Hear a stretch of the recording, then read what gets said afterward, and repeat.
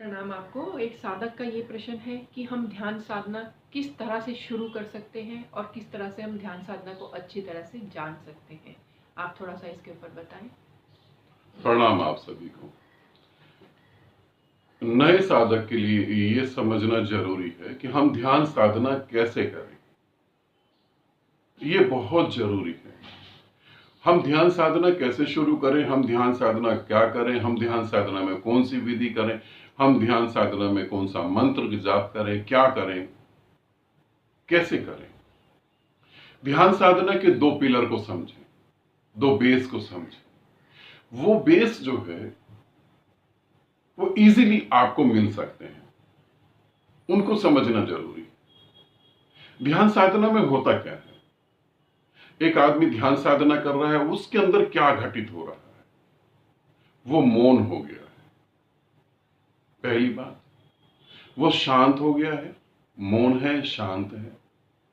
आंखें बंद है, मौन है, शांत है। आंखें खुली है, आनंदित होकर अपने सारे काम कर रहा है।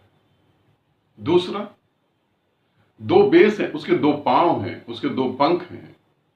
एक ध्यानी के दो पंख हैं, जैसे पक्षी के दो पंख होते हैं, वो उड़ता है। एक ध्यानी के दो पंख क्या है, वो शांत है, वो आनंदित है। शांत होकर जीवन जी रहा है, आनंदित होकर जीवन के सारे कार्य करके सुख भोग रहा है। यह ध्यान साधना का बेस है। अब इस ध्यान साधना को हम कैसे करें। ध्यान साधना का क्या बेस है, तुम समझ गए। आनंदित रहना, शांत रहना। अब हम इसकी शुरुआत कैसे करें, कौन सी विधि करें। मैं कह रहा हूं कोई भी विधि नहीं करें। पहले तो कोई भी विधि नहीं करें। विधि ऑलरेडी परमात्मा ने तुम्हें दे रखी है। जब तुम पैदा हुए थे ना, उससे पहले उसने तुम्हारी विधि तुम्हारे हृदय में दे दी थी। सोचो थोड़ा सा, तुम्हारे पैदा होने से पहले वो तुम्हारे हृदय में विधि को देके तुम्हें उसने धरती पे छोड़ा। कैसे, आपने सुना होगा ना, परमात्मा खाली हाथ अपने द्वार से किसी को नहीं जाने देता। तो तुमको उसने विधि दी। वो विधि क्या है, कैसे हम उसे समझ सकते हैं। दिमाग में ये बात यहां पे बिठा के रखना है, तभी हम यात्रा को पूरा कर पाएंगे। दो चीजें, शांति और आनंद।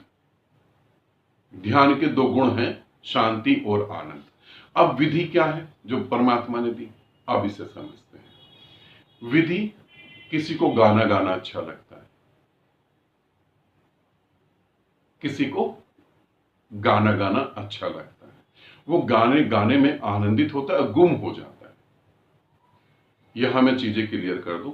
एक भिखारी है, वो गाना गाता है स्टेज पे और वो लोगों की तालियों के लिए इंतजार करता है। एक भिखारी है, वो गाना गाता है और लोगों की तारीफ और पैसा, मान सम्मान के लिए वो गाता है। वो भिखारी है, वो गायक नहीं। वो भिखारी है, वो भीख मांग रहा है। वो गाना गा के भीख मांग रहा है। कोई बांसुरी बजा के भीख मांगता है, कोई तुम्हारे इमोशन से खेल के सड़क पे भीख मांगता है। वो मान सम्मान की भीख मांग रहा है, वो गायक नहीं है। गायक का मतलब है जो गाना गा रहा है और अपने में आनंदित हो रहा है। उसका आनंद ही उसका पुरस्कार है, उसका आनंद ही उसके लिए मेडल है, उसका आनंद ही उसके लिए तालियां और मान सम्मान है। उसे दूसरे से मतलब नहीं है।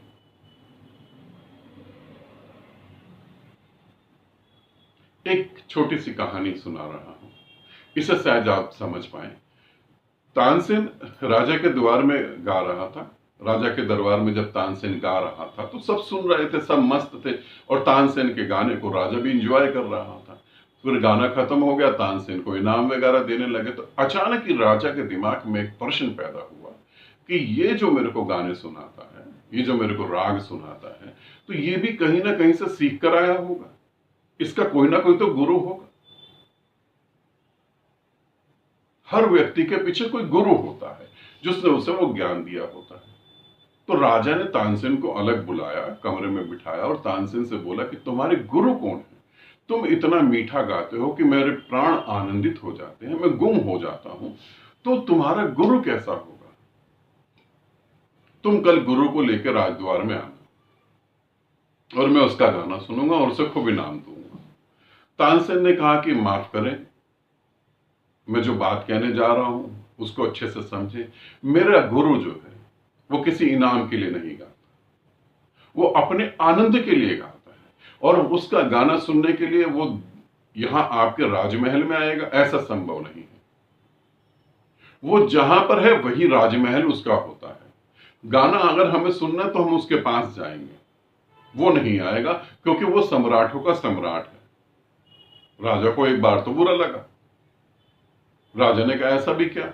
उन्होंने बोला हाँ, क्योंकि वो गाते ही अपने आनंद के लिए हैं, वो गाते अपने परमात्मा के लिए।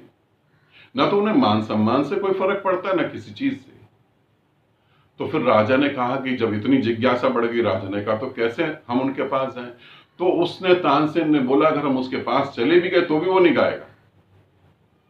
मेरे गुरु के सामने अगर हम बैठ भी गए और मेरे गुरु को ये पता भी लग गया कि यहां बैठे हुए हैं, मेरा गाना सुन रहे, तो भी वो नहीं गाएगा। वो गाता ही नहीं किसी के लिए। तो फिर राजा ने कहा भैया मुझे अब तो उसका गाना सुनना ही सुनना है, चाहे कुछ भी करो तुम। तो तानसेन ने बोला हम रात को 3 बजे निकलेंगे, शाम को जो सुबह 4 बजे जो है, रात के 3 बजे निकलेंगे, सुबह 4 बजे तक पहुंचेंगे और वो ब्रह्म मुहूर्त में वो गाना गाएंगे नदी के किनारे, और हम वहां कहीं पेड़ों में झाड़ियों में छुप जाएंगे। राजा ने कहा ठीक है। अब राजा और तानसेन जो है चल पड़े रात को, और ये छुप के बैठ गए। गुरु वहां बैठा हुआ था, और गुरु ने जब गाना गाना चालू करा तो राजा के आंख से आनंद के आंसू बरसने लगे, और वहीं उसको समाधि घटित हो गई, और वो वापिस आया राजद्वार में। दूसरे दिन तानसेन गाना गाने के लिए आए। जब तानसेन गाना गाने के लिए आए तो राजा ने कहा तानसेन अभी तुम रहने दो, अब मत गाओ तुम, क्योंकि जो मैंने उनसे सुना है तुम तो उनके आगे कुछ भी नहीं हो। तुम तो सच में पैसे के लिए गा रहे हो। गाया तो उसने था, तुम्हारे गुरु ने। तुम्हें सुनते सुनते इतना समय हो गया, मुझे कभी समाधि नहीं घटित हुई, और मगर उन्होंने गाने से मुझे समाधि घटित हुई। आप समझ रहे गायक कौन है? आप समझ गए होंगे। ऐसी छोटी छोटी विधियां आपके हृदय में है। आप अच्छी ड्राइंग बना सकते हैं। ड्राइंग बनाएंगे आपको उसमें बहुत आनंद आएगा। जब आप कोई ड्राइंग बनाएंगे तो उसमें आप गुम हो जाएंगे, और गुम हो जाने के बाद जब ड्राइंग कंप्लीट होगी तो आप आके बाहर निकलेंगे, जब आप देखेंगे तो आपको हैरानगी होगी कि ये मैंने कैसे बना दिया। आप डांस कर सकते हैं, आप बागवानी कर सकते हैं। जब आप बागवानी करेंगे तो आप पेड़ों से बातें करते हैं। अच्छा तुझे पानी चाहिए क्या? अभी पेड़ आपसे बात करते हैं, पेड़ आपको बोलते हैं कि मुझे भी खाद चाहिए, मुझे भी पानी चाहिए। एक आदमी मूवी देखना पसंद नहीं करता, एक आदमी शादी पार्टी में जाना पसंद नहीं करता, उसको अपने पेड़ों से मजा है।